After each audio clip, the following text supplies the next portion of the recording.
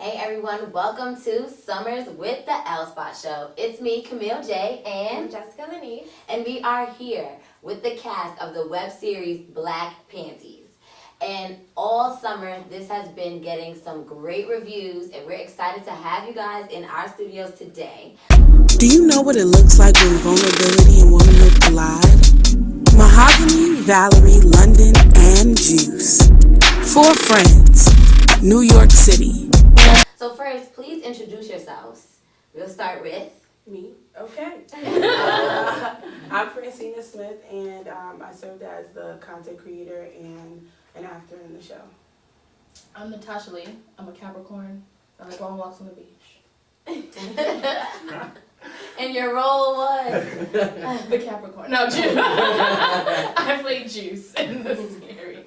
My name's Chris Richardson, and I play Keith in Black Panties. What's up, y'all? Alfonso D. Jackson, a.k.a. Jackson, play the name of Brooks. nice. So content creator Francina, please tell us, what is Black Panties? Okay, so Black Panties is a web series about 4 women experiencing life in New York City. It's completely different from the content that we see today because it touches on the magic of womanhood, and you hear the woman's intuition. That's like the short version of it. Okay, well, we have 28 minutes. Right? We can get a little lengthy. So, what made you want to start this web series? I did. Oh, okay. I'm sorry.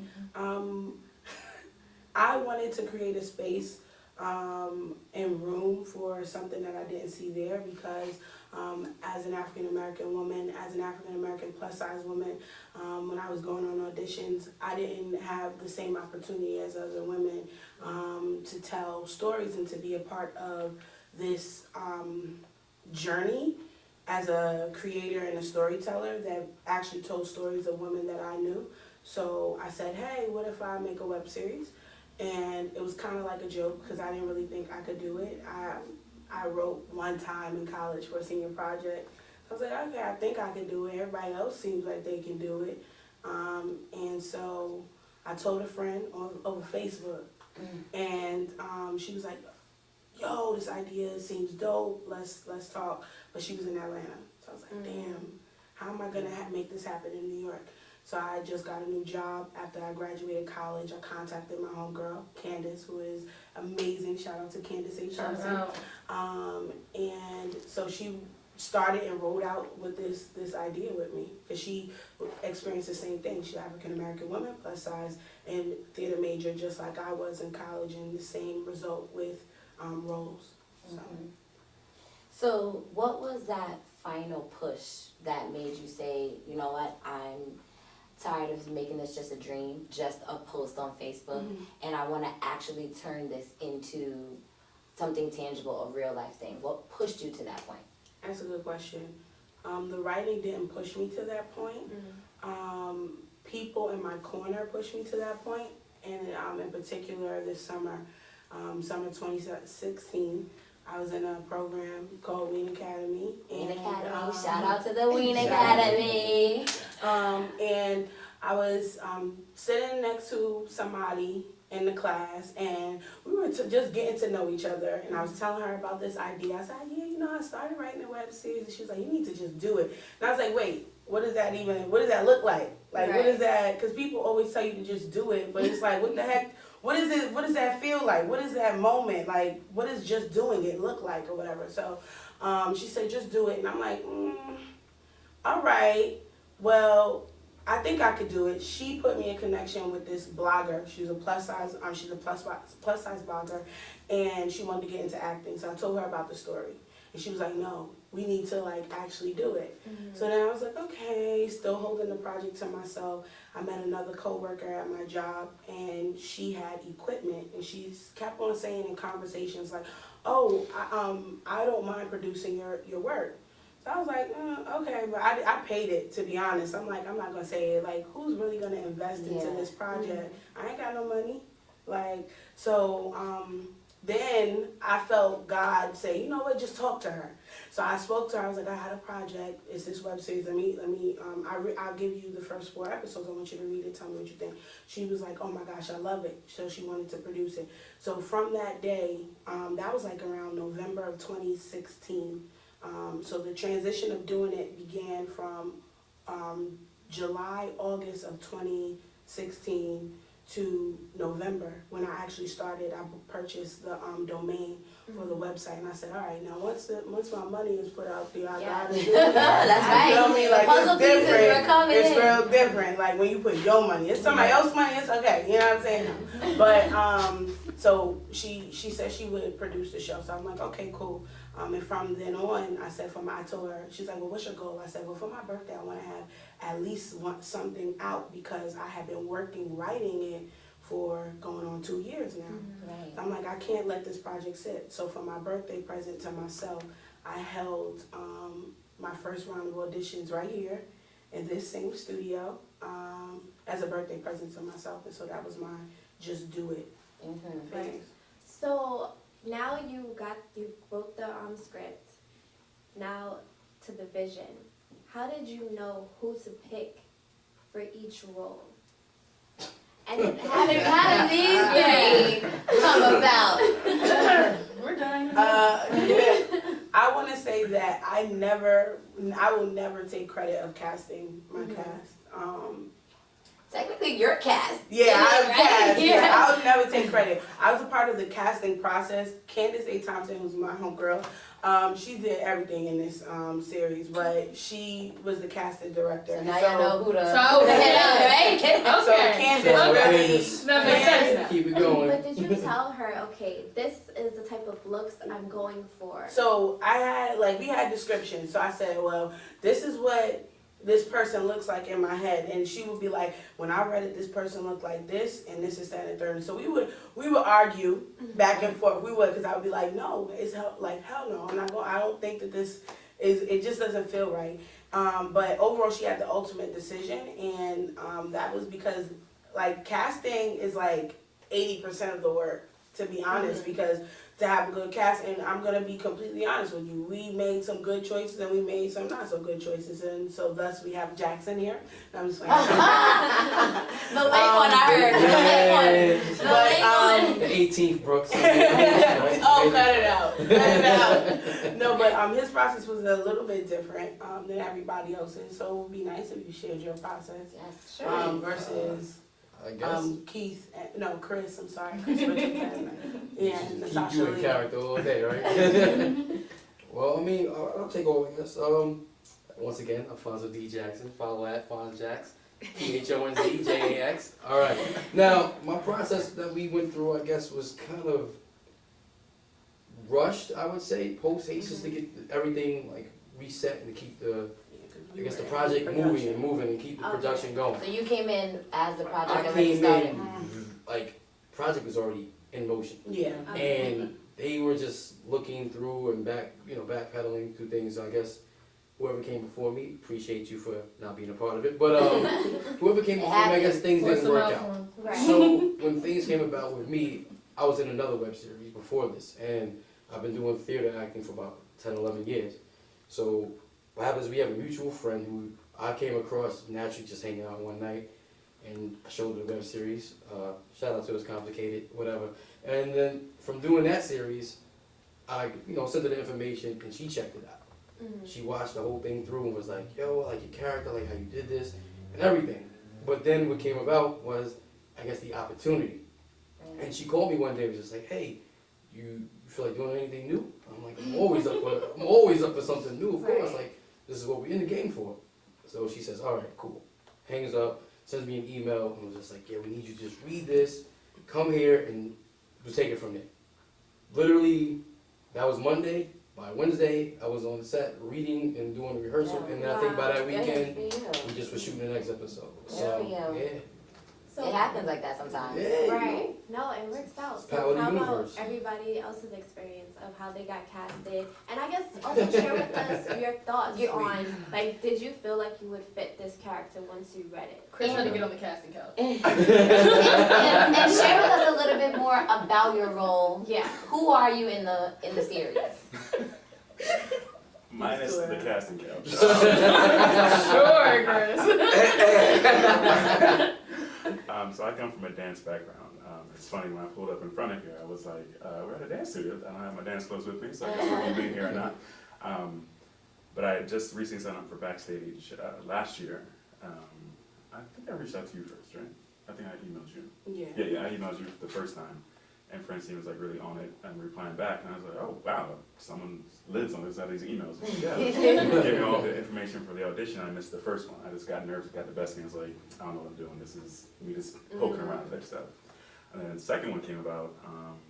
I was getting hyped. I was, practicing my sides and everything like that, going to the audition. I was like pumped and ready. Getting to the audition, and there was a chair sitting on the wall. And when I came in, Francine and Candace like, we'll stop you if we need to, whatever. So I'm going off of what I think I know how to audition, like you imagine you're seeing in front of you. So I turned away from them, like, they don't see my profile. And it was the best take I'd ever done with this. And she, cut! We want to see that face this way. I read it straight through emotion and everything I felt. And I was like, now I got to turn and face the camera. And it's like, the lens is not a face, it's not a human. It's like, you don't know what this is recording, what you look like. So I was like, feeling like I was in no man's land. I was like, because they're sitting there, they can't give you a yay or nay. I mean, they can if they want to, but they have to have that. Right. The poker face. Right. Yeah. I appreciate it though, because dance audition, it's easy. I mean, the process is a little bit different. They have to tell you that you did this wrong, your pirouettes off, all that stuff. Acting is like, we got to see how it looks on film. We got to go back to both. We got to agree. Do you look the same type thing? So I was glad I made it through. I made it hard for them, from what Fran said.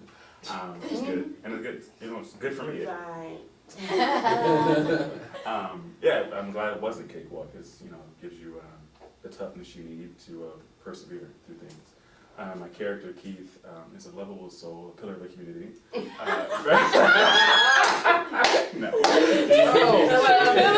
I'm just saying, he not is right. He is a stand-up citizen. No, his little shady dealings going on for the character. Oh, so you yeah, wanna too know. Yeah, we gotta watch out for that. So the hate's gonna come that way. Natasha, tell us what's your role. It's my turn. So my process was a little bit different than everybody. Because Franny ain't like me. We gonna keep it real. Franny ain't like me until about 2 days ago. So I came to the audition and I am avid hair changer is what we can call it for 21st century. So Basically, I don't know. If white people like, you just gotta keep it. I'm telling Franny. No. So I came to the audition with my pink hair, and I'm naturally a redhead. Okay. And so I'm reading, and I'm giving this performance, and it's a beautiful performance of like maybe Chris's nature. It was up there, it was happening, and she's just like, "Excuse me, what's your right hand?"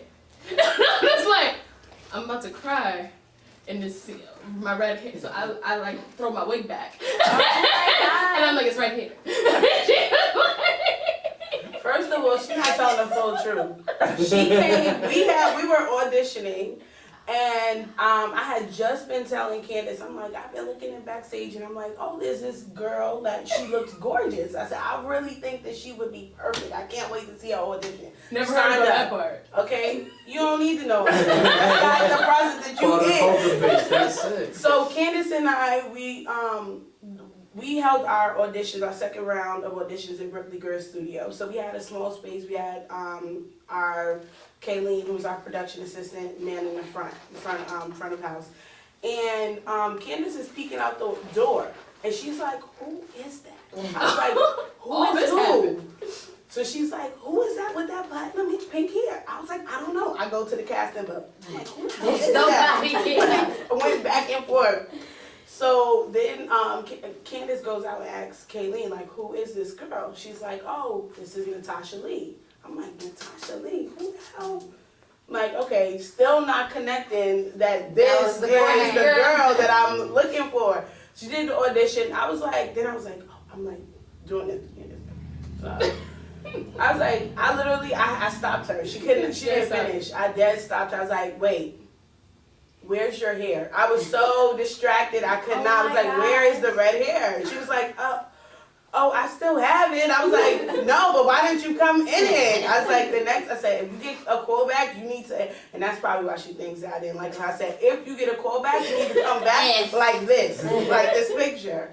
She threw me off. She didn't explain that part, like, completely. It was like, what color was that? It was pink. Powder pink. It was Powder pink. Wow. It was cute. It just wasn't what you were I was looking looking for. I for. almost wore it today, but I was like, I don't think it matches my shirt. So just tell me about your guys' vibe right now. It seems like the vibe on set was pretty cool, you know, except for hating hair and stuff. I was being late. But so tell us a little bit about, you know, the process putting this together, the production experience. So being on set with each other, like that. How was that? The production experience was very professional. It was, from what Franny was just giving the whole story about, it doesn't seem like it happened that fast because she was so on top of it and everything was so organized and timely. Like, you really don't see young professionals that way in that light at that caliber. Because usually when you get with young people, they're like, wait, hold up, wait, my mama calling, we in the basement. We'll come back in a month and then never hear It about never it. happens. Yeah. Can I get that for my reel? No answers. So it was really a really great experience working with her and her team and everybody that she had in place. But How about for you guys? Like Yeah. that. tells you when you come from the casting couch, you live a different life. It was great. I was like, I think I'm one of the oldest cast members, if not the oldest one. But How old are you, Chris? don't worry Don't about tell it. You're playing you the Keep oldest. this secret. Chris 40. But I have, playful demeanor and things like that. So You have a playful demeanor? Let's tell the truth. Chris argued with everybody Chris busts on balls. set. He's a ball He buster. argued with everybody on set. there were discussions. Debate? So No, debate? there was some heated things in Made there. sure about Yeah, Biggie yeah. Smalls.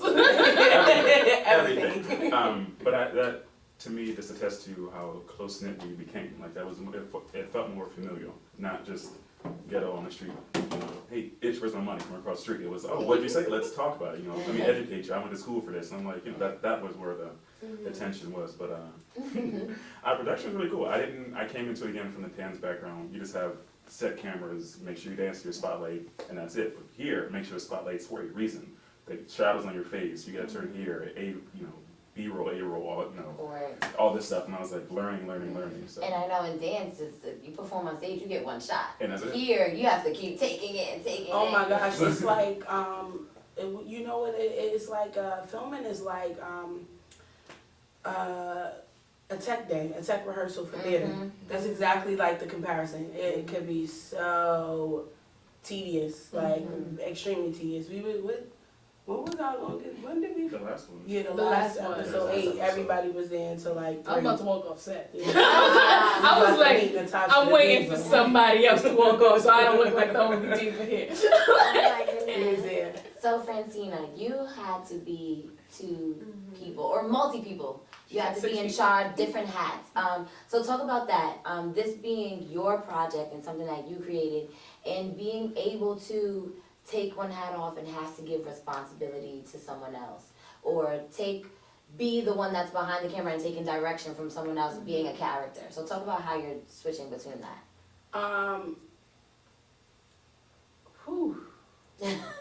That is an experience. It's no joke. I think it was very educational and beneficial to a degree, and then it was also like time consuming. For example, episode 8, I was directing that episode along with Candace Thompson and acting in the episode. So I needed to, is this light good on me? Okay, let me look at it through the screen. Okay, let me fix this angle. Make sure that this is the right angle, please. Can you hold this on my light this way? It was like no flipping joke. It's a humbling experience too, because working with crew, I feel like you know how to treat crew better in an aspect. You know, as an actor, how you don't want to treat somebody, Right. and vice versa. You know what I'm saying? It keeps you on your toes. that process, oh my gosh, like, it was, I think the first day that I realized I was in executive producer was our second day of filming that was the first episode that they filmed of me. And I just kept on telling Cruz, like, I am not a producer today. You need to ask somebody else this question. Don't ask me. Right. And I think, like, too, I feel a little bit bad for my scene partner because he had to, like, if we were doing a scene when I was directing as well, he didn't get as much time to rehearse with me as everybody else who had their scene partners with them from that beginning, Right. the middle to end. So shout out to my scene partner, Duke Williams. He did really good. So it's a humbling experience, definitely. So, are you guys ready for the world to see everything that you guys have been working so hard on? Ready? Y'all sound excited. Y'all gotta sound excited. Yes, emphatically yes. Okay. Chris gets Like, naked. Put on that work. So he might be a little sad. He's sad. What episode is that in? What time is that? About how many minutes in? 4 minutes in episode. No, I'm just kidding. We've timed it. I actually I really want you guys to talk a little bit more about your character so our viewers can get a more feel of the show. So, Francina, I know you play, what is your role? The role of Mahogany. Okay, so tell us a little bit more about Mahogany. I love that name, Mahogany. Yeah. Right? You have to say it like I I think that name was so important just because of Diana Ross's like her film Mahogany, and I was like, it needs to defy that. Like Mahogany just needs to be that, but just in a modern version. So kind of similar, but I might name my baby's Mahogany in the future. I like that. Put that in a little note. Put that little Mahogany who ain't here yet. Mahogany is one of the 4 leading ladies. She's the youngest out of them all, and you really see that in her transitions and in her throughout her matriculation throughout the story. Her character is in search, and she is still trying to figure out what she's in search of. And she's fun. She's very vibrant. She's extremely bold. But she's just not as bold as Juicy's character at all. So what's up is Juicy up to? My character is Juice, and she is very bold. Juice is one of the people who just say, what am I saying? That's not even English. She says what's on her mind. So pretty much everything she's thinking is what she's saying. She's not holding anything back. She's not biting her tongue. And Juice actually suffers from some mental illness. So you see that play out and that touched on, like, 'cause in our community we really don't talk about those kinds of things. So she suffers from some mental illness that Brooks has to put up with because he is my lover and baby daddy. So generally mental illness doesn't just affect you, it affects those around you. So he actually is the one who is the pillar of strength. I take all the abuse. In that. Let's say that. Take all the abuse. And she's just pretty much the one who, out of the 4 ladies, who's the wild card. She's definitely She's the wild card. So what were you guys' relationships like? Like, give us a little more details about that. Between, like, as you guys, You know, and your have- boo-boo. oh, me and my, so this is my baby father, y'all. He my baby Baby daddy. daddy. We got 2 kids. We got little Brooklyn. What's our looking name? Ooh, neglecting the kids already. See, this is part of the problem. Them kids. No, I'm just kidding. Them kids over there. Them kids, them babies. But no, we have 2 kids, and our relationship is really rocky, is the best way to put it. Is that he don't really want to go. He don't really want to stay. But you can talk about she's... Wow. You look like you was really going He was What's like, so crazy is it's like it's night and day. And when you meet a couple of people or just meet actors that's in the same aspect of you, especially with certain scenes where you have to have not only the emotional breakdown, but the physical, and then you have to go through like the mental relapse to catch up with each other. We go through whirlwinds, and sometimes what people don't realize is that we were like on our one take hold kind of thing. Like we would show up, we read the script, we look at each other and say, "You ready? Okay, you ready." We'll probably go over 2 minutes. Like, if I do this, what's your reaction? Well, I'm gonna hit you. Okay, no problem. So I gotta take it. So what comes next? How loud you want to yell? How you want to scream? No problem.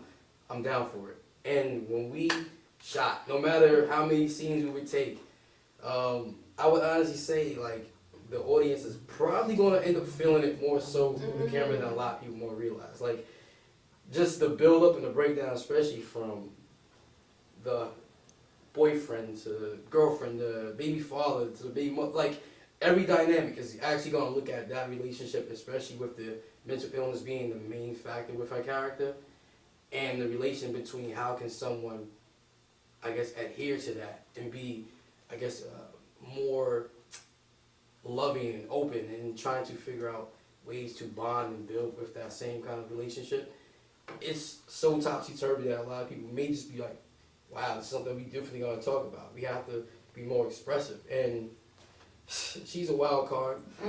Brooks is a straight shooter. So between the two of them, you don't know which way it's going to go. So thank you guys so much for being a part of the Outspot show. We really enjoyed it, and we cannot wait to see the film, the series. We're most of them going to be tuned in every week. No, not every week. It's gonna be every other week. Every other week. So yes, we will have it in our calendars.